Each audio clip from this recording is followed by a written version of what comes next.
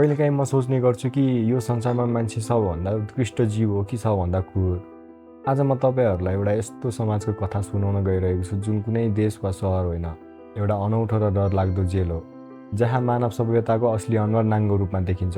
कथा सुरु हुन्छ गोरिङबाट। जब गोरिङको आँखा खोल्छ ऊ आफूलाई एउटा चिसो सिमेन्टको कोठामा पाउँछ। भित्तामा गाढा अक्षरले लेखिएको हुन्छ 47। कोठामा एउटा ओछ्यान र एउटा बेसिन बाहेक केही हुँदैन।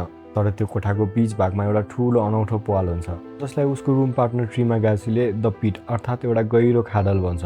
यो कुनै सामान्य जेल थिएन साथीहरू, यो त 100औं तल्ला भएको एउटा विशाल धरहरा जस्तो जेल थियो जहाँ हरेक तल्लामा दुई जना कैदीहरूलाई राखिन्थ्यो। हरेक दिन त्यो प्वालको बीचबाट एउटा ठुलो टेबल जस्तो प्लेटफर्म तलतिर झर्ने गर्थ्यो। त्यसमा संसारका सबभन्दा स्वादिष्ट महँगा र थरीथरीका खानेकुराहरू सजाएका हुन्थे। माथिल्लो तल्लाका मान्छेहरूले पेटभरि खान्थे, तर नियम क्रूर थियो। हरेक तल्लाका कैदीले खाना खानका लागि मात्र 2 मिनेटका समय पाउने थिए। त्यसपछि त्यो प्लेटफर्म तलतिर झर्थ्यो। सोच्नुहोस् त, जति तल्लोको तल्ला खाना पाउने सम्भावना त्यति नै कम। र अझ डरलाग्दो कुरा त के भने हरेक महिनाको अन्त्यमा सबैलाई बेहोस पारिन्थ्यो र तिनीहरूको तल्ला मिक्सम्याक्स गरिन्थ्यो। आज 47मा भएको मान्छे भोलि 130मा पुग्न सक्थ्यो। जब गोरिङले पहिलो पटक त्यो खाना देख्यो उसलाई भोक लागेको थिएन। उसले भन्यो, म खाँदिनँ, म आफूभन्दा तलका भोका मान्छेहरूका लागि यो खाना छोडिदिन्छु। तर ट्रिमागासी हाँस्यो। उसले पेटभरि खायो र उल्टै खानामा थुकिदियो। किन थाहा छ? किनभने उसलाई थाहा थियो ऊभन्दा माथिका मान्छेहरूले पनि यस्तै गरेका थिए। स्वार्थ साथीहरू, स्वार्थले मान्छेलाई कति तल गिराउँछ होइन र? गोरिङले पछि खाउँला भनेर एउटा स्याउ लुकाउन खोज्यो, तर नियम कडा थियो। खाना लुकाउन पाइँदैन थियो। प्लेटफर्म तल झर्ने बित्तिकै कोठा भट्टी जस्तै तातो हुन थाल्यो। यदि उसले त्यो स्याउ नफालेको भए तिनीहरू त्यहीँ डढेर मर्थे। त्यो तातो कोठामा बसेर गोरिङले आफ्नो विगत सम्झियो। ऊ त्यहाँ कसैको दबाबमा आएको थिएन। ऊ त आफ्नै राजी खुसीले 6 महिनाका लागि आएको थियो ताकि यहाँबाट निस्केपछि उसलाई एउटा ठुलो डिप्लोमा सर्टिफिकेट मिलोस्। हरेक कैदीलाई जेलभित्र आफ्नो मनपर्ने एउटा सामान ल्याउने छुट थियो। कसैले हतियार ल्याए, कसैले के ल्याए, तर गोरिङले चाहिँ एउटा किताब रोजेको थियो। सायद ऊभित्र अझै पनि एउटा आदर्शवादी मान्छे जीवित थियो। दिनहरू बित्दै गए। गोरिङले अरू तल्लाका मान्छेहरूसँग चिच्याएर कुरा गर्न खोज्यो। उनले बिन्ती गर्यो, प्लिज सबैले आफ्नो भाग मात्र खाओ। यसो गर्यो भने तलसम्म खाना पुग्छ। उसको कुरा कसले सुन्ने? कसैले पनि उसको कुरा सुनेनन्। उल्टै ट्रिमागासीले तल्लो तल्लामा पिसाब फेरिदियो। ट्रिमागासीले एउटा कुरा भन्यो जसले गोरिङको मुटु काम्यो। उसले भन्यो, म 132औं तल्लासम्म पुगेको छु गोरिङ। त्यहाँ खानाको एउटा सानो सितासम्म पनि पुग्दैन।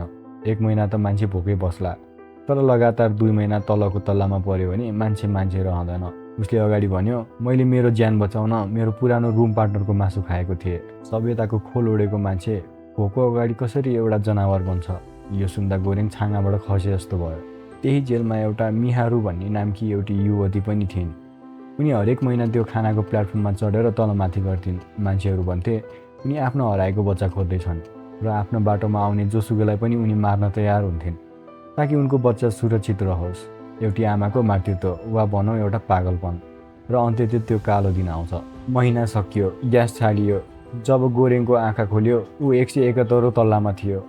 उसको हातखुट्टा ओछ्यानमा बाँधिएका थिए र उसलाई बाँध्ने अरू कोही नभएर उसकै साथी ट्रिमागासी थियो। माफ गर गोरिङ, ट्रिमागासीले भन्यो, तिमी तन्दुरुस्त छौ, जवान छौ, यो तल्लामा खाना आउँदैन। म मर्न चाहन्न, त्यसैले मेरो ज्यान बचाउन मैले तिम्रो मासु काट्नुपर्छ। 8 दिनसम्म गोरिङ भोक्कै बाँधिएर बस्यो। 9औं दिनमा जब ट्रिमागासीले उसको तिघ्रामा चक्कु घसायो, गोरिङ चिच्यायो, तर त्यो चिच्याहाट सुन्ने कोही थिएन। त्यही बेला प्लेटफर्ममा चढेर मियाहरू आइन्। उसले गोरिङलाई बचाइन् र ट्रिमागासीलाई मारिदिन्। जब गोरिङ भिजियो उसले देख्यो मियाहरूले ट्रिमागासीको लास काट्दै मासु खाइरहेकी थिइन्। उनले गोरिङलाई पनि एक टुक्रा दिन्। बाँच्ने इच्छा मान्छेलाई कुन हदसम्म पुर्याउँछ हेर्नुहोस् त। गोरिङले हिचकिच्याउँदै आँसु बगाउँदै आफ्नै साथीको मासु खायो। त्यसपछि दिनहरू भ्रम र पश्चातापमा भरियो। उसलाई ट्रिमागासीको भूत देखिन थाल्यो जसले उसलाई पल पल गिजाइरहन्थ्यो।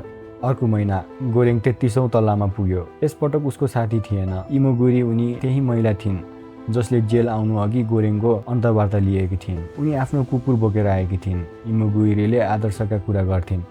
उनी भन्थिन्, यहाँ जम्मा 200वटा तल्ला छन्। यदि सबैले आफ्नो भाग मात्र खाए भने खाना सबैलाई पुग्छ। छेमा आफै चेतना आउनुपर्छ। तर गोरिङले भन्यो, म्याडम, यहाँ चेतनाले काम गर्दैन, यहाँ त धम्कीले काम गर्छ। र गोरिङले तल्लो तल्लाका मान्छेहरूलाई धम्की दियो, यदि तिमीहरूले म्याडमले भनेको मानेनौ भने म खानामा दिसा पिसाब गरिदिन्छु। अनि अचम्म, त्यो डरले काम गर्यो। मान्छेहरू खाना बचाउन थाले। तर यो जेल एउटा नरक थियो। यहाँ कुनै पनि खुसी धेरै बेर टिक्दैन थियो। एक रात मियाहरूले इमोगुइरीको त्यो प्यारो कुकुरलाई मारेर खाइदिन्। इमोगुइरी रुँदै बसिन् र केही दिनसम्म पछि पनि इमोगुइरीले एउटा सत्य खोलिन्।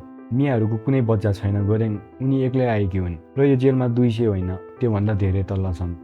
म क्यान्सरको बिरामी हो। म यहाँ केही राम्रो काम गर्न आएकी थिएँ, तर म असफल भएँ। भोलिपल्ट जब गोरेङ बिउजिन्छ ऊ 202 तल्लामा थियो र निराशको चरम सीमामा पुगेर इमोगुइरीले आत्महत्या गरिसकेकी थिइन्। भोकले व्याकुल भएका गोरेङले फेरि आफ्नै अर्को साथीको लास खानु पर्यो, किताबका पानाहरू चपाउनु पर्यो। अब गोरेङ परिवर्तन भइसकेको थियो। जब ऊ अर्को महिना 6 नम्बर तल्ला जस्तो माथिल्लो तल्लामा पुगे, उसले आफ्नो नयाँ साथी भरतलाई भेट्यो। भरतसँग एउटा डोरी थियो। ऊ माथि भाग्न चाहन्थ्यो, तर माथिल्लो तल्लाका मान्छेहरूले उसको अनुहारमा दिशा गरिदिए। उनीहरूको आत्मसम्मानमा कुल्चिए। गोरिङले बुझ्यो अब चुप लागेर बस्ने समय होइन। उसले भरतलाई भन्यो, हामी हतियार उठाउँछौँ, हामी यो प्लेटफर्ममा चढेर आफै तल जान्छौँ र सबैलाई बराबर खाना बाँड्छौँ। हामी यो क्रूर प्रशासनलाई एउटा सन्देश दिन्छौँ। उनीहरूले एउटा महँगो मिठाई पान्नाकोटालाई सुरक्षित राखे। उनीहरूले सोचे यो मिठाईलाई कसैले नछोई जस्ताको तस्तै लेभल 0का सेफहरू कहाँ फिर्ता पठाउनेछौँ, ताकि माथिका शासकहरूले बुझुन् कि तलका मान्छेहरूलाई अझै पनि एकता र व्यवस्था जीवित छ। उनीहरू तल जाँदै गए, खाना बाँड्दै गए, लड्दै गए। 97 तल्ला, 150औं तल्ला, तल्लाहरू त सकिँदैनथे। टोमा मियाहरूलाई बचाउन खोज्दा भरत गम्भीर घाइते भए। मियाहरू मरिन् र अन्त्यमा प्लेटफर्म पुग्यो 333औं तल्ला, जहाँ गोरेङको हिसाब किताब फेल भयो। त्यो अन्तिम तल्लाको ओछ्यानमुनि एउटा सानो बच्चा लुकेको थिए, एउटी साना बालिका माली, जुन बच्चा त्यहाँ हुनै सक्दैन थियो। त्यो बच्चा त्यहाँ भोकै बसिरहेकी थिइन्। गोरेङ र भरत प्लेटफर्मबाट ओर्लिए। उनीहरूले त्यो सुरक्षित राखेको पान्नाकोटा मिठाई त्यो भोको बच्चालाई दिए। भरतको धेरै रगत बगेको कारण उसको त्यहीँ मृत्यु भयो। अब गोरेङ एक्लो थियो र उसले बुझ्यो यो मिठाई सन्देश थिएन। यो सानो बच्चा, यो नरकको सबैभन्दा तल्लो तल्लामा जीवित रहेको यो मासुम बच्चा नै असली सन्देश थिइन्। गोरिङले त्यो बच्चालाई लिएर प्लेटफर्ममा राख्यो।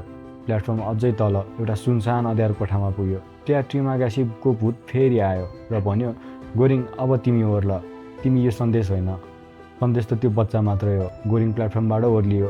ऊ त्यही अँध्यारोमा छोडियो र उसले हेरिरह्यो। त्यो सानो बच्चा बोकेको प्लेटफर्म तीव्र गतिमा लेभल 0तिर माथितिर गइरहेको थियो। उसको मनमा एउटा आशा थियो कि जब माथिका क्रूर शासकहरूले यो सानो मासुम बच्चालाई देख्नेछन्, उनीहरूको मन पगिनेछ। उनीहरूले बुझ्नेछन् कि उनीहरूको त्यो व्यवस्था कति क्रूर छ। साथीहरू, यो कथाले हामीलाई एउटा गहिरो प्रश्न छोडेर जान्छ। हाम्रो समाज पनि त यही प्लेटफर्म जस्तै त होइन, जहाँ माथिल्लो तल्लामा हुनेहरू तलको तल्लाहरूको वास्ता गर्दैनन्। तर सोच्नुस् त, यदि हामीले आफ्नो भाग मात्रै लिने हो भने के यो संसारमा कोही भोकै बस्नु पर्थ्यो होला र?